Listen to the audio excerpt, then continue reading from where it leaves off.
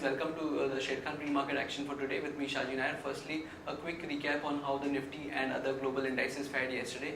The Nifty ended up 31 points higher on the back of the RBI rate cut, which was announced at 2:30, and the rate cut came for the repo as well as the reverse repo, so it was positive for the banking stocks and the financial stocks. So the market moved higher about 31 odd points. The top gainers on the Nifty 50 were ONGC, GAIL and Tata Steel, whereas the top losers on the Nifty 50 were Z, Coal and M&M. With respect to the flows, the FIs were net positive to the tune of 344 crores, whereas the DIs were negative to the tune of 172 odd crores. And now moving over to the European markets all ended up higher, about 1%. CAC, DAX and FTSE, they were up more than 1%. Now speaking about the US markets, the Dow Jones was around 85 points down or 0.5% lower. And with respect to the Asian markets in the morning, the Nikkei and Hang Seng both are trading around 0.5% up. Chinese markets are closed for a national day for the entire week, and we have SGX trading around 10 points or higher. So we may see a flat to a positive start in the morning for the Nifty and the Indian markets. Now moving over to the derivative update. Good morning friends, we'll give analysis on derivatives. Yesterday is taking positive cues from the international markets. Our market did started on a flattish note, and thereon it oscillated between negative and positive territory throughout the day, waiting for the RBI policy. But soon after the release of the RBI policy, which was released post 2:30 p.m. and soon after that and gave a surprise rate cut of around 25 basis point, market reacted a bit kind of positively on that note, and eventually it did manage to close on a positive note with a gain of 0.23%, just short of 8,800 at 8799.70. On the open interest terms, 1.5% was added in the open interest. In the absolute terms, 2.95 lakh shares were added in the open interest. Our cost of carry did decrease from 7% to 5.5%. That is, Nifty premium went down from 41 points to 30 points. However, we'll consider majority of the addition which was seen in yesterday's trading session was on the longer side.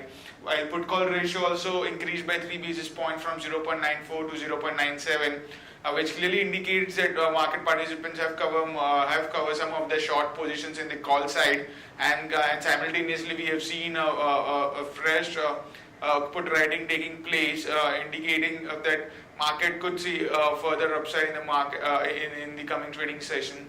While volatility index also cooled off post the event by around 4% and settled at 14.99 from 15.62 odd levels.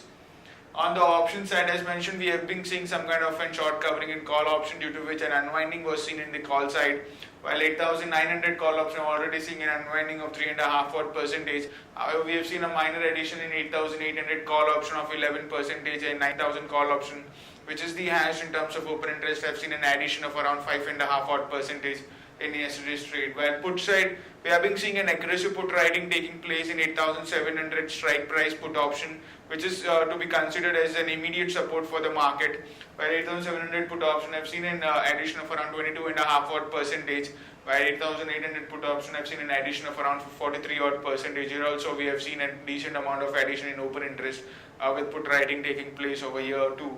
And 8,600 put option have seen a minor addition of the open interest by 2.5% in yesterday's trade. In the put side, 8,600 put option is the highest in terms of open interest for the series. There is only one securities in bank period for today's trade, that is Indiabull Real Estate. On the FIs front, they were also net buyers, and which supported the market heading higher, and they were net buyers by around 348 odd crores in index futures, while index options they were net buyers by 925 odd crores, and stock futures net sellers by 31 crores, and stock options net buyers by 22 crores only. The market level of IDEX web stands at 8725 with a lower range at 8725 and higher range at 8850. SGX Nifty is trading higher, it's up by around 7 odd points and scoring anywhere around anywhere above 8800, that is 8802 odd levels, indicating some kind of an flattish to positive opening can be expected in the morning trade. That's it from derivatives. Thank you. So friends, now let's look at the equity trading ideas for today as well as the news update. On our first equity trading idea, we have JSW Steel. Government extends minimum import prices on 66 steel products by 2 months. So we believe this is positive for the domestic steel companies. So one can go long on JSW Steel, keeping a stop loss at 1752 for an upside target of 1840 and 1878. Bharat Forge is the second equity trading idea for today. US Class 8 truck orders came at 13,800 units. This is down about 27%. It says in the last 7 years, that's the worst number. And it's negative for Bharat Forge, as in FY15, 20% of Bharat Forge's revenues came from the North American truck market. So we believe this is negative for Bharat Forge. One can go short on Bharat Forge, keeping a stop loss at 940 for a downside target of 894 and 875. Radico Khaitan, Maharashtra liquor companies to hike prices by 6 to 8% from mid-October. So we believe this is positive for liquor companies like Radico Khaitan, United Breweries, McDonald's. So one can go long on Radico Khaitan, keeping a stop loss at 124.40 for an upside target of 131 and 133.5. Now moving on to the news update section, IOC or the petrol prices were raised by 14 paise per litre, whereas the diesel was raised by 10 paise per litre. And also another news relating to IOC to pump in 1800 crore more at Panipat refinery.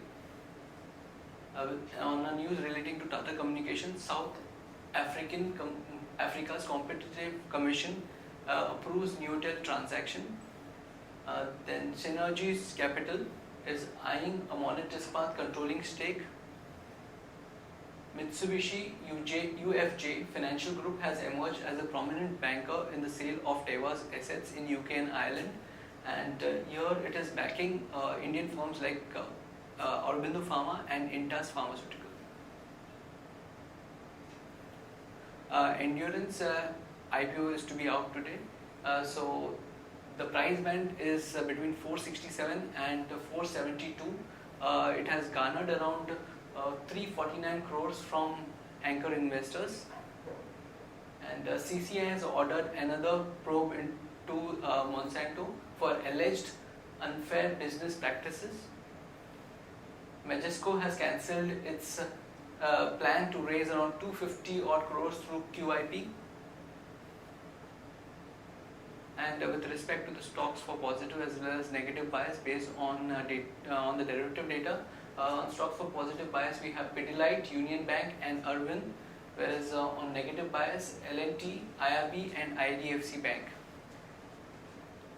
On stocks for investment, one can consider investing in the following stocks: Suven Life Science, Rico Auto, Britannia, Triveni Turbine and HDFC Bank. That's it from the pre-market section. Happy trading and happy investing.